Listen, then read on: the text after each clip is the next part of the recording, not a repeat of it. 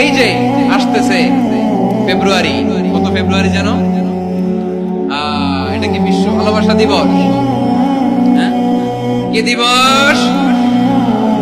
এই বিশ্ব ভালোবাসা দিবসের সাথে মুসলমানদের কোনো সম্পর্ক নাই। আমার প্রিয় ভাইরা, এই যে আপনি অবৈধ সম্পর্কে জড়ালেন, কেন আল্লাহ অশ্লীলতাকে হারাম করেছে দেখেন। বলতেছিলাম যে এটা আপনার নাসাল, আপনার জেনারেশন, আপনার লিনিয়েজ, আপনার বংশকে প্রিজার্ভ করা, কে কার বাবা, কে কার মা, বাবা মা জানা, প্রজন্মকে প্রিজার্ভ করা, এটা ইসলাম ওয়াজিব করে দিয়েছে।